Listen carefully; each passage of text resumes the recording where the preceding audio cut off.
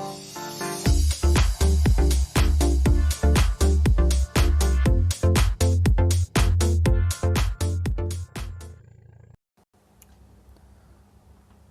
Guys, आज हम इस वीडियो में डिस्कस करने वाले हैं एलर्जी, जो कि बहुत ही इम्पोर्टेंट टॉपिक है और इसके बारे में बात करते हैं।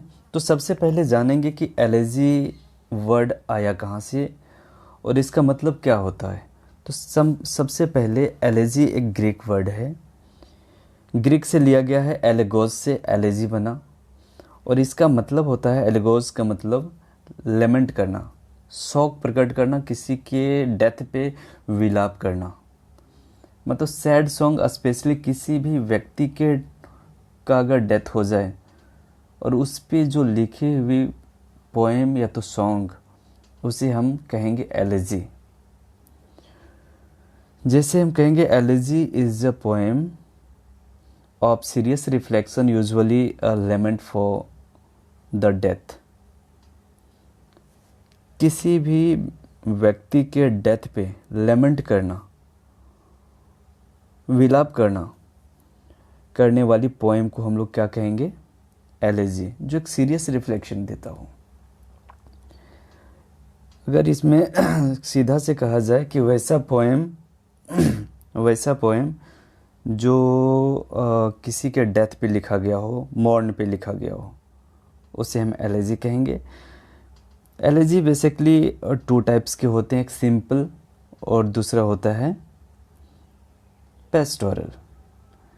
तो पेस्टोरल क्या होता है, इसके बारे में हम लोग डिस्कस करेंगे कि पेस्टोरल एलर्जी के बारे में। तो सबसे पहले जानते हैं कि पेस्टोरल एलर्जी की जो खास बात क्या होती है, आखिर इसमें क्या होता है पेस्टोरल एलर्जी में, कैसे हम समझेंगे कि ये पेस्टोरल एलर्जी है। तो इसकी जो खास बात है, जो मेन इम्पोर्टेंट बात है, पोएट खुद को, अपने आप को एक शेफर्ड मानता है। अपने आप को वहाँ पे, उस जहाँ पे अनदर जो दूसरे शेफर्ड के डेथ हुआ है, वहाँ पे इन्होंने खुद को एक शेफर्ड मानता है और दूसरे के डेथ पे, यानी दूसरे शेफर्ड के डेथ पे विलाप करता है, लेमेंट करता है। इसे हम कहेंगे पेस्टोरल एलर्जी। इसमें सिंपल से कह सकते हैं, poet is a shepherd. Poet खुद को क्या मानता है? एक shepherd. Lament on the death of another shepherd, और वह व्यक्ति यानी जो शेफर्ड है, वो दूसरे शेफर्ड के डेथ पे विलाप करता है। अगर विलाप करते हैं तो इसे हम क्या कहेंगे? पेस्टोरल एलर्जी कहेंगे। समझ में आ गया? अब बात करते हैं कि अगर शेफर्ड एलर्जी है तो इस तरह का कौन कौन सा ऐसे बुक हैं जो इम्पोर्टेंट है, शेफर्ड एलर्जी पे बेस्ड है। अगर उस पे बेस्ड है तो उसके बताते हैं कि सबसे पहले आता है English return in country, allergy return in country churchyard, Thomas Gray का लिखा हुआ। और इसने कब लिखा था कि 1750 में पब्लिश करवाता है। 1750 में थॉमस ग्रे ने पब्लिश करवाया। और इसने जब इसकी माँ की, यानी ग्रे साहब की जो मदर है, उनकी जो जब किया जा रहा था, तब उन्होंने इसे लिखा था पूरे मैनकाइंड को लेके। और सेकेंड आता है हमारा थ्रेसिस, जो मैथ्यू आर्नोल्ड ने अपने फ्रेंड A.H. क्लाउ के डेथ पे लिखे थे।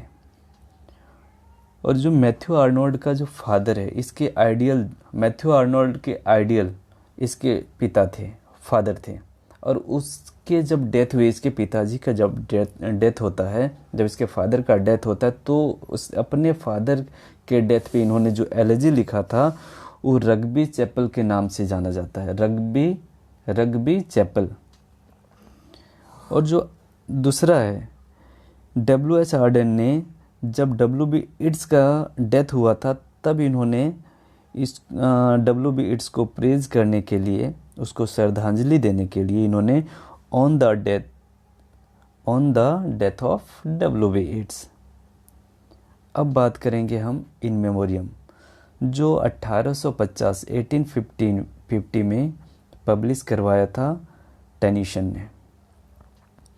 इसके जो टेनिसन का फ्रेंड था हेनरी हेलम, अपने फ्रेंड के डेथ पे टेनिसन ने इन मेमोरियम लिखा था। अब बात करेंगे O captain my captain. O captain my captain की बात करें तो इसको लिखा है वॉल्ट व्हिटमैन ने। और किसके डेथ पे इन्होंने लिखा था? तो अब्राहम लिंकन के डेथ पे। अब्राहम लिंकन कौन थे? ये अमेरिका के प्रेसिडेंट अब्राहम लिंकन थे, जिसके डेथ पे इन्होंने ओ कैप्टन माय कैप्टन लिखा था। इतनी अच्छे से इन्होंने इसको सजाया है, इतनी खूबसूरती से लिखा कि आप पढ़ेंगे तो हर एक लाइन इतना अच्छे, इतने मतलब कि इंटेलेक्चुअलिटी से लिखा है कि आपको बहुत ही बेहतर समझ आएगा और शायद आपको एक बार पढ़नी चाहिए। एडोनिस की बात करें तो एडोनिस जो है पीवी शैली ने लिखा, लेकिन किसके डेथ पे लिखा था पीवी शैली ने? पीवी शैली ने जो किड्स हैं, जॉन किड्स के डेथ पे इन्होंने लिखा था। जॉन किड्स बहुत ही छोटी उम्र में ही इसकी मृत्यु हो जाती है, डेथ हो जाती है, और इसके लिए पीवी शैली को बहुत दुख होता है। और पीवी शैली ने इस मतलब कि किड्स के लिए एडोनिस लिखा था। और इन दोनों यानी पीवी शैली भी बहुत ज़्यादा दिन तक जिंदा नहीं थे, बहुत ही यंग एज में ही इसका डेथ भी हुआ है, पीवी शैली का भी। अब बात करेंगे लेसिडियस का। लेसिडियस की बात करें तो जॉन मिल्टन के द्वारा लिखा हुआ बहुत ही फेमस बुक था लेसिडियस, जो कि अपने फ्रेंड यानी जॉन मिल्टन के फ्रेंड एडवर्ड किंग, यानी इसको कह सकते हैं एडवर्ड किंग, इसके जो मित्र थे, ये अपने मित्र के डेथ पे इन्होंने लिखा था। और उस समय के सबसे फेमस माना जाता था लेसिडियस। और जितना सारा इसमें हमने आपको बताए हैं, जितने एलर्जी एलर्जी का नाम बताए हैं, एग्ज़ाम के पॉइंट ऑफ व्यू से बहुत ही इम्पोर्टेंट है। और इसमें खास करके मतलब कोई भी ऐसा नहीं जिसको आप छोड़ें, सबको आप सब आपको पढ़ना होगा।